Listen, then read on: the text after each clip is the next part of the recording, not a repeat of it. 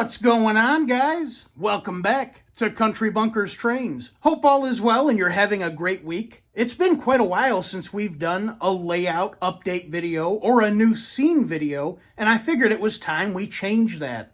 Over the past couple of months, I very slowly have been working on a new rail yard scene here for the second layout. I finally got it to a point where I think it's completed enough where we can finally check it out. And here it is, guys. We finally have a rail yard scene here on the second layout. As mentioned, I know it's not a whole lot to take in or look at the moment, but I finally got enough completed on it to where it'll hold its own against the other scenes here on the second layout. I'm very happy with how it's been coming out. I think it's looking fantastic in my own personal opinion. But yeah, let me know what you guys think in the comments below. Starting out, I'm sure several of you noticed many videos back, we got a new backdrop view installed on this section of the layout. And just like all the other backdrops here in the train room, this one too came from trainjunkies.com. Some really nice stuff. Our old backdrop that was installed here previously was getting pretty beat up. The foam insulation board that I installed behind it to attach it to the wall, the 3M tape that I used, the adhesive strips, the adhesive had let go of the wall, but not the backdrop, so the foam was pulling the backdrop down, putting creases and bends in it. And along with that, I also got some glue on it when I was installing the ground cover here in front, and that caused it to shrivel and get all wrinkled up as well. It wasn't looking good. We needed to get it replaced. I forget the name of this particular scene. It's been a while, but obviously it's a industrial river scene. It looks really, really cool. You can see it's got freighters in the river, got some tugs in the river, and of course all the factories and silos and whatnot around the river. It really is a good scene. I wasn't overly ecstatic about having to replace the old backdrop with this new one, because these things aren't exactly cheap. They're not the most expensive things by any means, but still, they're not a cheap piece, especially for this spot right here. We didn't even use half of the new backdrop. I think they come in 12-foot lengths. There's only like 5.5 feet here. So this was an expensive, small spot to do. But I gotta say, it was actually really, really worth it. It looks a hell of a lot better than the old crinkled up backdrop. But on top of that, this scene makes a whole lot more visual sense compared to what we had here previously. The old backdrop was kind of a normal mountain and plain scene, which really didn't make a whole lot of sense with our bridge and our rail yard that was going here. This industrial river type scene makes a lot more sense. The bridge in front of it kind of looks like it's crossing the river, and the factories and whatnot fit in with the rail yard, the buildings that we have up here. So yeah, I'm really happy that we did this. If you guys are looking or are interested in some backdrops, definitely check out trainjunkies.com. They got a plethora of backdrops to pick through and choose from, all kinds of different scenes, all kinds of cool stuff. Definitely go check them out. Moving into the actual rail yard, or engine yard, whatever you'd like to call it, we've got our new engine house back here by Process or Process. I've already done videos on this in the past couple of months. If you're interested in seeing the build on this, definitely check out the channel and look up some of the previous videos. I think we also featured the Lionel cooling tower in those videos too. I'm not going to spend a bunch of time on these, but to get them completely mounted and finalized, we did have to get all of our whisker tracks mounted and completed before they could go in, which obviously we did. Here next to the cooling tower is a new scene that's been added. We've got our MTH fueling platform. Really cool little scene. I was contemplating for quite a while on what to put here. I was really leaning towards putting a little warehouse with a loading dock up against the track here. But I ended up going with this MTH fueling platform for two simple reasons that kind of play off of each other. I already had this piece in hand. I already owned it. That was a big one. And then, of course, since we already had it, we didn't have to spend any money on it. Hey, anytime we can reuse something and not spend any money, I'm all over it. That's a win-win. So I decided to go ahead and get this installed here. The only downside with this platform being here, this is really meant to go or be installed in between two tracks, have tracks on either side of it. But with our 072 whisker tracks, there just isn't enough room in between the tracks to install this. So I went ahead and just placed it here. I got all this stuff facing the one way towards the one track. The other downside with this This was originally pre-lit. It had some lights installed on it, but the bulbs had died years ago. One of the bulbs died and the other didn't want to make a good solid connection. Rather than try and hunt down old bulbs, because this is an older accessory, I just went ahead and picked up a 3-pack of the new or newer version of the Lionel yard lights. I figured I'd let these illuminate the scene and we didn't have to worry about the lights on the fueling platform. And it worked out quite well. Before we got all these installed, I did go ahead and weather them. I don't know how well you can tell on camera. But yeah, they got my weathering powders from Monroe Models. Got all of that done in a nice clear coat, and then they got installed. Moving to in front of the engine house, we've got our sanding tower installed here. This is an old MTH piece. Atlas has since bought the tooling, and they are starting to bring these back to market, which is pretty cool. But yeah, this is an old MTH one. As you can see, before we got it installed and placed, I went ahead and weathered this as well. Some more of them powders. I went ahead and tried to use some good old rust and grimy black. It's not the best looking piece, but it looks a lot better than factory gray. Looks a lot less toy-like, that's for sure. And then accompanying that on the other track is our Menards American Materials Tower. A really, really cool building. Figured this was a good place to put this. I did not do any weathering on this, if you can believe it. From Menards, this piece comes a little weathered. As you can see, it's a little faded and has kind of a grimy look to it, almost like someone applied a black wash from the factory. And this was good. I really didn't want to take any paints to this. This is kind of a delicate piece. Didn't want to mess up any of the LEDs or the signage. So yeah, I just decided it was good enough and left it alone. I really like how the aerial beacons play together off of each other between the bridge and the tower. I think that's pretty cool. Here at the front of the yard, we've got our big Lionel 2-bay yard light tower. Really, really cool piece. This does an excellent job of illuminating the whole yard at night. Really throws off a ton of light with the LEDs that are installed in this. I'm still a little nervous. I haven't brought myself to weathering this piece yet. I don't know why. I'm just afraid to do so. It's such a cool, neat piece. I don't know. Maybe I'll weather it in the future. I guess time will tell. Or if anything, we'll leave it as is and say this is just a new tower that the yard had installed.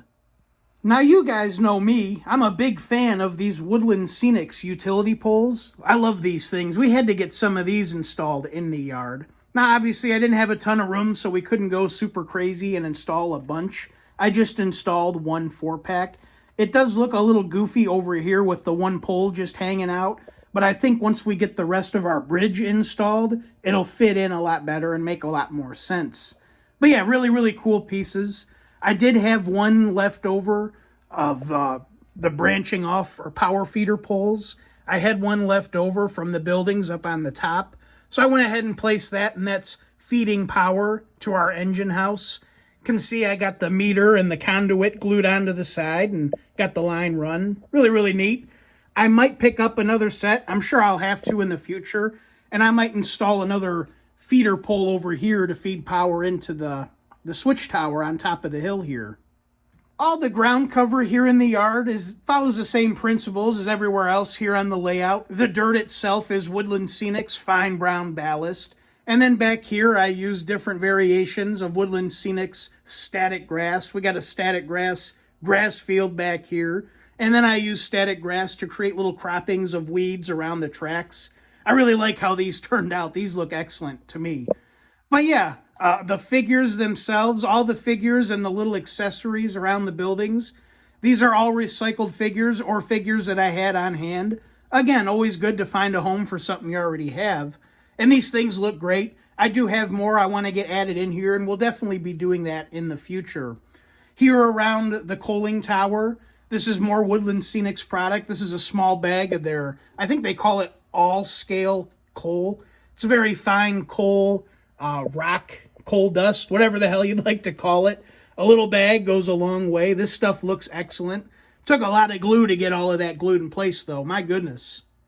And that brings us towards the front of the layout. Here we had to continue on or carry on with our incline and our hill. I have to say, this was a very awkward spot to get a hill installed. There's a lot going on here.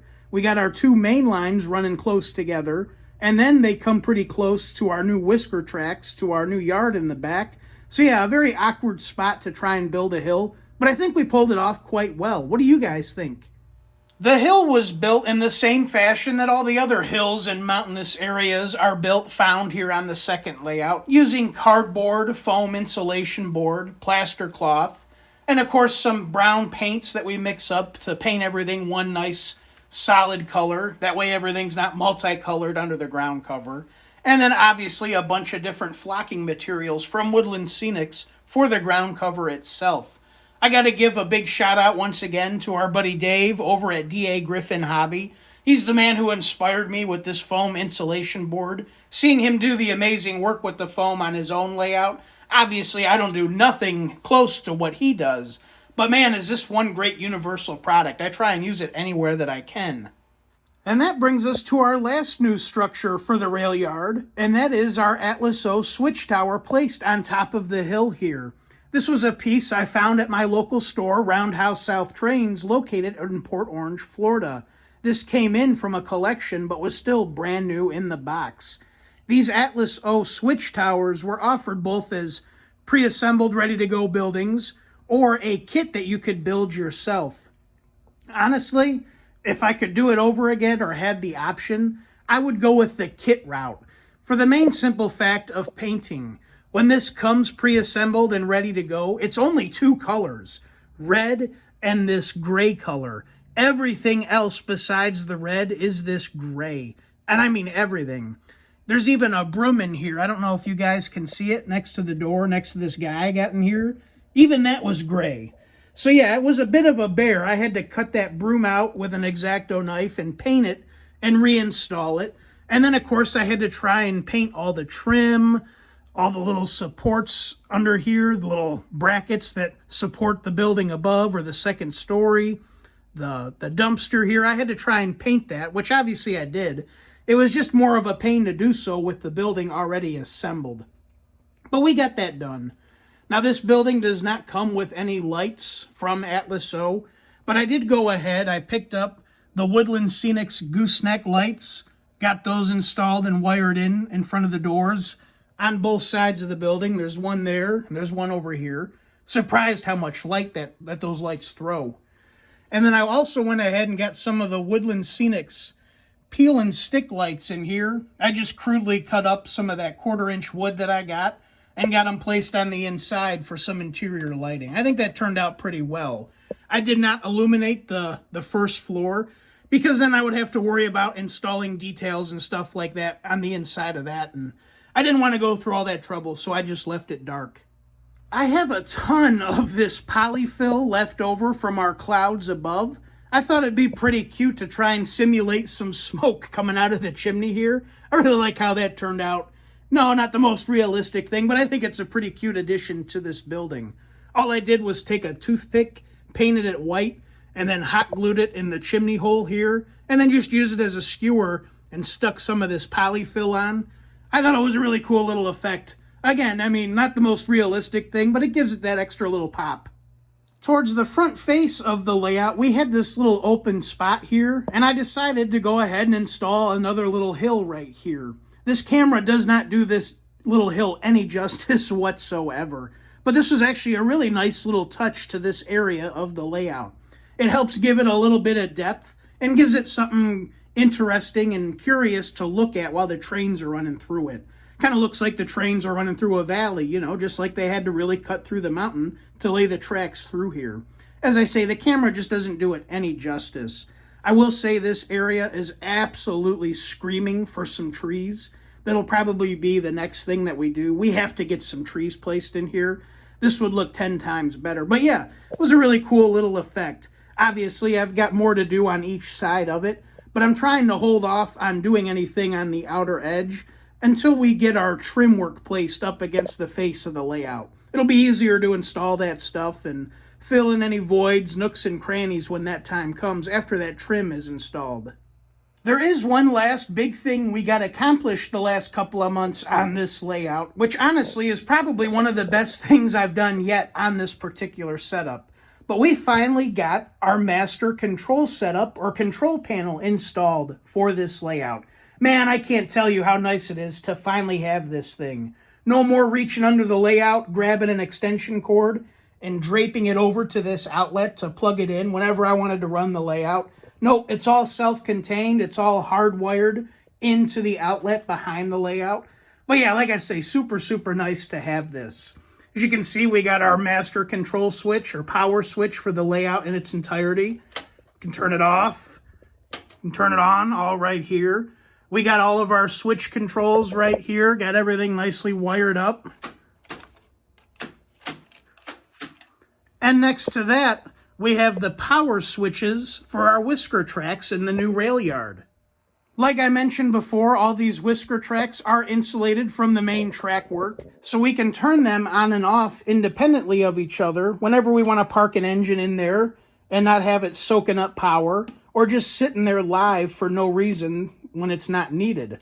So we can turn all of these on and off, and as you can see, these are all LED switches. When the track is live, we've got the light down here, and of course we have the lighted track bumpers that come on and off to show us if that track's live or not. Another nice little touch.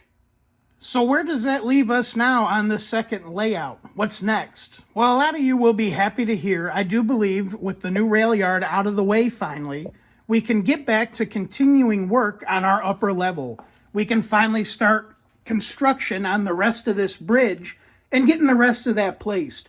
I know a lot of you are looking forward to that and have been bugging me for quite a while to get back on that. And we're getting there. I just had to get this rail yard out of the way. You guys have seen me. I'm no small guy. I'm a pretty big old boy. Trying to get up here with bridges and trying to build this rail yard at the same time just wasn't going to happen. Now, obviously, we still have a long road to go. I still want to play with different scenes and whatnot. So I can't say it's going to happen fast with the rest of this bridge getting put up. But do know we can finally start looking to getting it up. But yeah, let me know what you guys think of the new rail yard scene here on the layout. And by all means, if you have any ideas on some stuff that we should possibly add to the new rail yard, I'd love to hear them. I'm always looking for fresh and new ideas, something that I might not think of to add here to the scenes on the layout. But anyways, I hope you guys enjoyed this quick video on the rail yard. If you did, please make sure to like, comment, and subscribe. It would be much appreciated. As always, guys, until next time, my name is Zach, and this is Country Bunkers Trains. Y'all take care. I'll see you the next go-around.